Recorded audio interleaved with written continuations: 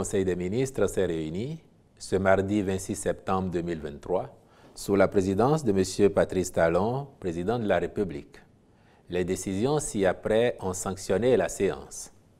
Au chapitre des mesures normatives, en point 1, transmission à l'Assemblée nationale pour examen et vote du projet de budget général de l'État, gestion 2024. Le projet de loi de finances pour la gestion 2024 s'équilibre en ressources et en charges à 3 199 274 millions de francs CFA contre 3 033 337 milliards de francs CFA de la loi de finances gestion 2023, soit un accroissement de 5,5%. Il prévoit un taux de croissance du PIB de 6,5% en 2024 contre 6,1% attendu à fin décembre 2023, un déficit budgétaire qui s'établirait à 3,7% du PIB contre 4,3% projeté pour la fin de l'année 2023, un taux d'inflation maîtrisé et un niveau d'allocation de ressources aux actions à sensibilité sociale qui atteindrait 41,9% du budget général. Par ailleurs, il est porté par des orientations visant à améliorer la transformation structurelle de l'économie et à opérer concomitamment une meilleure répartition des fruits de la croissance.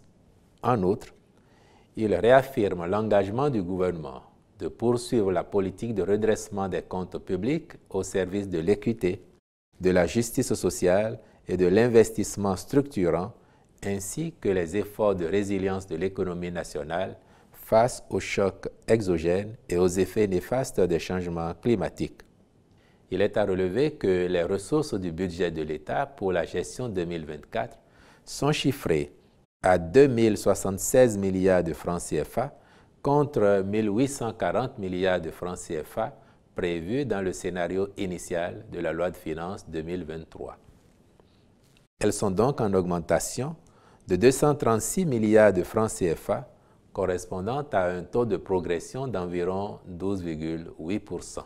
Cette bonne trajectoire des produits et recettes budgétaires, en dépit du contexte économique mondial peu favorable, confirme la résilience de l'économie nationale qui s'affermit de plus en plus. Elle résulte principalement des réformes fiscales et non fiscales centrées sur l'élargissement de l'assiette fiscale et la dynamique de consommation, puis des investissements massifs dans les secteurs clés de l'économie en cours de réalisation depuis 2016. En point 2, réglementation des établissements d'hébergement touristique, des agences de voyage et de la profession de guide de tourisme en République du Bénin. Depuis 2016, le gouvernement a engagé des investissements massifs dans le secteur du tourisme avec pour objectif principal d'en faire un levier essentiel de développement économique et le principal outil de rayonnement du Bénin à l'international. Une telle ambition nécessite que soient mis aux normes les principaux métiers qui portent le secteur tels que l'hébergement, les agences de voyage, les guides, afin de favoriser une offre de produits et de services touristiques répondant aux standards internationaux. Or, les tests qui les régissent datent de plusieurs décennies et ne sont en adéquation ni avec l'évolution des concepts, ni avec les réalités actuelles. D'autres activités n'étaient même pas réglementées, comme c'est le cas des guides de tourisme. L'élaboration des présents décrets vient donc remédier à ces insuffisances à travers une démarche participative avec les acteurs intervenant sur différentes thématiques, la finalité étant de favoriser l'avènement d'un cadre réglementaire propice au développement du tourisme dans notre pays. Ils portent respectivement sur les types d'établissements d'hébergement touristique, les spécificités de la profession de guide de tourisme, puis les conditions à remplir pour l'ouverture des agences de voyage et de tourisme. Ces tests fixent également les modalités d'exercice de ces différentes activités, de même que les sanctions aux manquements qu'encourent les contrevenants.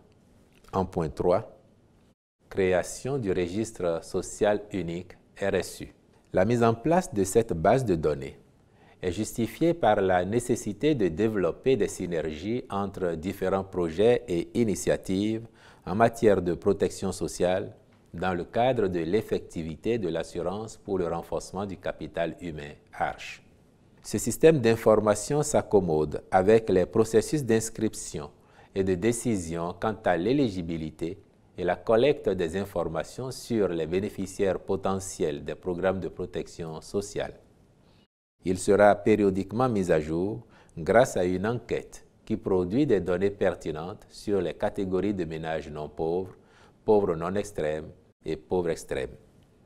Il a pour objectifs principaux de permettre l'identification des ménages pauvres et vulnérables sur l'ensemble du territoire national, améliorer la coordination, l'efficacité et l'efficience des programmes de protection sociale et de lutte contre la pauvreté, constituer une base de données unique sécurisée sur les conditions socio-économiques des ménages en vue de son utilisation pour le suivi et la prise en charge des bénéficiaires des programmes sociaux tels que les programmes de transfert monétaire et non monétaire, l'assurance maladie, la formation, le crédit, la retraite et les autres interventions de même nature. Assurer la mise en œuvre rapide des programmes de protection sociale. Les ministres concernés accompliront toute diligence nécessaire à sa mise en œuvre.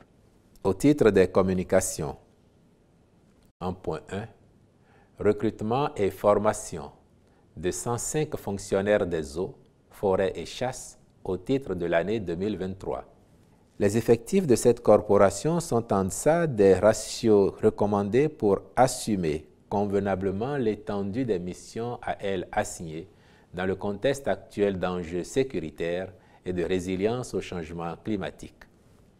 Les recrutements effectués en 2020 et 2022 ont permis de réduire le déficit qui s'observait, notamment en ce qui concerne le corps des gardes forestiers. Mais au regard des départs à la retraite qui interviennent chaque année et de la nécessité pour notre pays de préserver ses ressources forestières tout en honorant ses engagements internationaux, il s'avère indispensable de procéder à un renforcement des effectifs des corps de ses fonctionnaires. Conscient de cet enjeu, le Conseil a marqué son accord pour le recrutement et la formation de 95 gardes forestiers, 5 contrôleurs et 5 conservateurs des eaux, forêts et chasses au titre de l'année 2023. En point 2, travaux de réhabilitation et d'aménagement de voiries dans les villes du Bénin, asphaltage phase B2, villes de Kandi et de Djougou.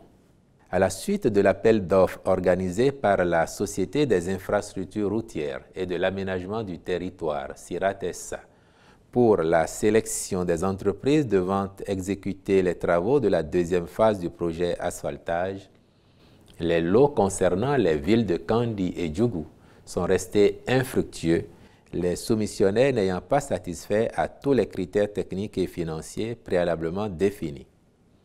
Aussi, afin de ne pas retarder le planning général de démarrage des travaux dans les différentes villes concernées par le projet, le Conseil a-t-il autorisé la contractualisation avec des entreprises dont la qualification est établie en vue de l'exécution des chantiers dans ces villes. Les ministres chargés du dossier prendront les dispositions appropriées pour la formalisation des marchés irrelatifs et veilleront à leur bonne exécution ainsi qu'à l'efficacité des missions de contrôle. En point 3, prise en compte des postulants remplissant les conditions de titre et qualification, mais frappés par le critère d'âge dans le processus de recrutement des assistants en position probatoire au profit des universités publiques du Bénin. Dans le cadre de la mise en œuvre de la stratégie de développement et de promotion de l'enseignement supérieur, de la recherche et de l'innovation, il est prévu la constitution d'un fichier national des aspirants au métier d'enseignant du supérieur et l'instauration d'un nouveau mécanisme de recrutement. Dans cette perspective, de potentiels postulants ont formulé des requêtes visant à faire prendre en considération leur statut. Les uns sollicitent leur intégration pure et simple au corps des enseignants, sans passer par la voie de concours, se fondant sur des promesses de recrutement, à un moment où le nouveau mécanisme de recrutement par voie de concours direct dans la fonction enseignante du supérieur n'était pas encore institué. Les autres demandent une dérogation aux critères d'âge limite d'admission à l'emploi public au motif qu'ils étaient en instance de recrutement depuis des années, alors que l'application rigoureuse du critère de limite d'âge conduirait à leur exclusion. À l'analyse, et pour assurer une sélection transparente basée sur des critères de compétence, le gouvernement a décidé d'accorder le bénéfice de la dérogation aux critères d'âge à tous les requérants, conformément aux dispositions du statut général de la fonction publique qui prévoit que, citation, « l'État peut recourir au recrutement d'agents contractuels de droit public de l'État à durée indéterminée lorsque les postulants aux emplois publics déclarés vacants, bien qu'ayant les qualifications requises pour être nommés fonctionnaires de l'État, sont frappés par la limite d'âge de recrutement. » Fin de citation. En conséquence, compte en sera tenu pour tous les aspirants inscrits au fichier national et disposant des titres et qualifications requises concernant l'emploi d'assistants en position probatoire dans les universités publiques. Cette mesure s'applique à ceux qui, bien que frappés par le critère de limite d'âge, ne sont pas encore admissibles à la retraite. En point 4, compte rendu de l'incendie meurtrier survenu dans la commune de Semenpodji le 23 septembre 2023. Il ressort du point fait au Conseil que le dit incendie, causé par une manipulation imprudente et dangereuse de l'essence de contrebande, a provoqué, à la date du 26 septembre 2023, 36 morts de nationalité béninoise et nigériane. La prompte réaction du gouvernement a permis de déployer sur place les équipes du Groupement national de sapeurs-pompiers et d'évacuer diligemment dans des ambulances les blessés vers les centres hospitaliers dédiés pour leur prise en charge immédiate. Il est dénombré 23 victimes de brûlures et de traumatismes sévères qui reçoivent gratuitement les soins appropriés. Des équipes d'assistance sociale sont mises sur pied pour apporter le soutien psychologique et matériel nécessaire aux familles éplorées. En cette circonstance aussi douloureuse, le gouvernement renouvelle ses condoléances et sa solidarité aux personnes affectées. En vue de permettre à celles qui ont perdu des proches de faire leur deuil, il a été autorisé la réalisation des tests ADN afin que les restes à leur remettre soient formellement identifiés. Par ailleurs, le Conseil des ministres rappelle que dans une démarche d'anticipation, il avait déjà été engagé la réorganisation des activités du secteur aux fins de les rendre formelles pour la sécurité des personnes qui s'y adonnent, la préservation de l'environnement ainsi que de la santé publique. À ce propos, le chef de l'État a instruit les ministres concernés d'accélérer les actions en cours en concertation avec les principaux acteurs pour le déploiement des mini-stations déjà acquises et dont l'étalonnage a pris fin la semaine dernière. Au chapitre des rencontres et manifestations internationales, enfin, il a été autorisé l'organisation du 5 au 6 octobre 2023 d'un colloque sur la modernisation de la justice au Bénin, ainsi que la participation du Bénin à la deuxième conférence africaine sur la réduction des risques sanitaires sur l'eau, l'environnement et la sécurité maritime du 27 au 29 septembre 2023 à Marrakech au Maroc, la première réunion de la Coalition mondiale pour l'alimentation scolaire les 18 et 19 octobre 2023 à Paris, en France, la 46e session de la commission mixte FAO-OMS du Codex Alimentarius du 27 novembre au 2 décembre 2023 à Rome, en Italie, et la 28e conférence des parties à la Convention des Nations Unies sur les changements climatiques à Dubaï, aux Émirats arabes unis, du 30 novembre au 12 décembre 2023. Je vous remercie.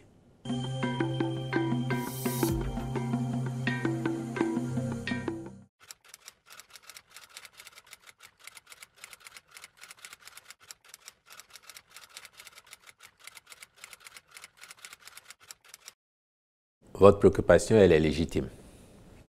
Elle a toujours été celle du gouvernement qui, de tout temps, a considéré que cette activité ne saurait durer éternellement en la forme que nous lui connaissons. D'autant que le gouvernement a toujours été convaincu que c'est une question de politique intérieure au Nigeria qui favorise ou non cette activité. Et nous avons vu, par exemple, avec l'avènement d'un nouveau président, que la politique du Nigeria en la matière a changé. Cela impacte aussi cette activité chez nous. Mais il se fait qu'elle continue pour le moment.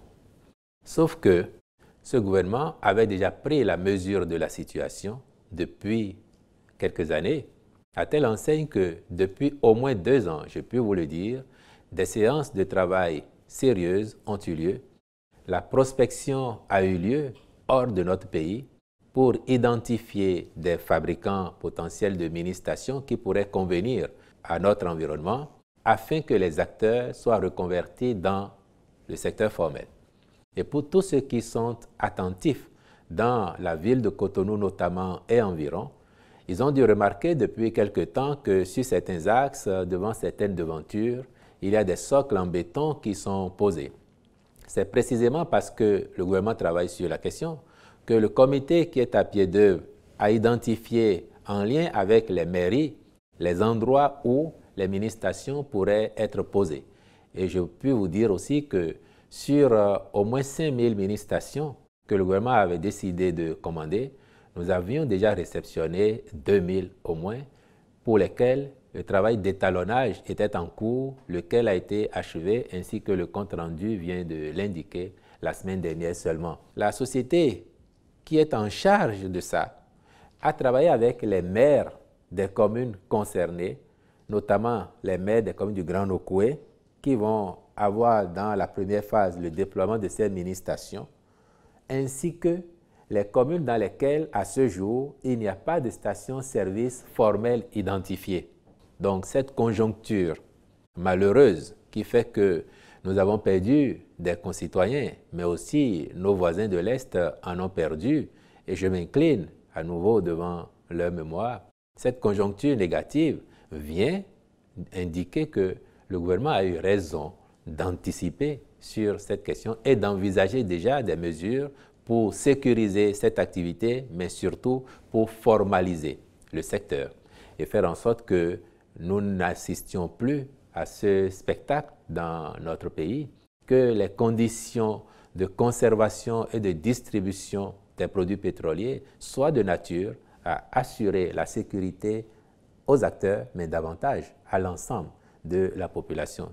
Depuis ce samedi, l'équipe gouvernementale en charge de la question a multiplié les rencontres avec les acteurs pour s'entendre avec eux définitivement sur la nécessité, je dirais l'impératif de passer à la formalisation, de réorganiser le circuit de la distribution afin que, encore une fois, cela ne se produise plus. Et pour le point qui a été fait au gouvernement, ces acteurs sont aujourd'hui assez bien disposés à accompagner cette dynamique de formalisation et de sécurisation de l'activité de distribution de produits pétroliers.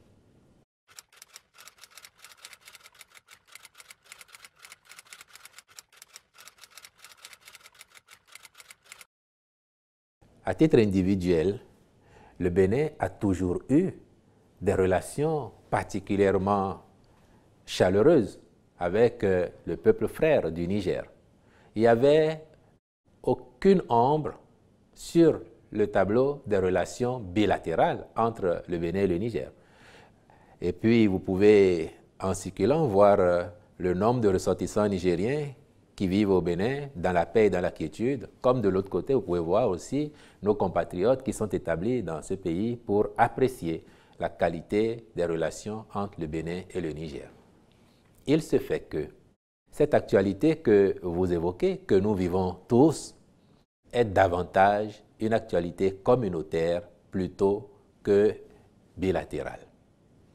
Et le Bénin, qui entend assumer sa position sur la scène régionale, continentale et internationale, doit se comporter aussi en tant que tel, en État responsable. Ce qui fait que, oui, la situation perdure depuis 2 mois, mais nous n'avons pas perdu espoir quant à sa résolution. Et c'est la raison pour laquelle, d'ailleurs, notre pays, le Bénin, avec d'autres au sein de la communauté, travaille aujourd'hui activement à une résolution rapide de cette crise-là, afin que les relations se normalisent.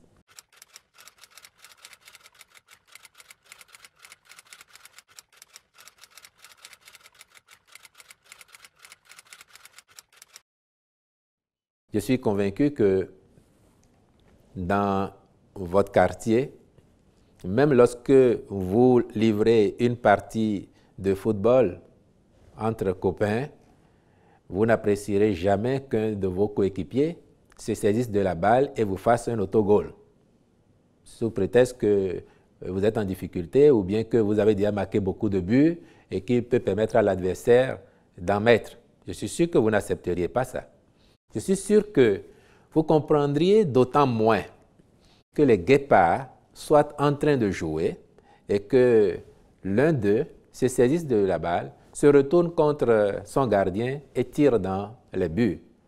Vous allez crier à la trahison, au manque de responsabilité. Or, s'il y a quelque chose qui caractérise de plus en plus notre pays, c'est ce sens de responsabilité. Et encore une fois, ça n'est pas une question personnelle pour le Bénin. Vous voyez donc que pour ceux qui se demandent pourquoi le président Talon ne se démarque pas de la CEDEAO, pourquoi il ne fait pas une déclaration pour dire que le Bénin ne s'y reconnaît plus, tant que nous sommes membres de la CEDEAO, le sens de responsabilité appelle à une certaine conduite, une certaine attitude. Et la solution, c'est ce qui est en cours, c'est la recherche d'une sortie de crise qui satisfasse tout le monde. Et nous sommes à pied d'œuvre avec d'autres pour le faire, comme je vous l'ai dit.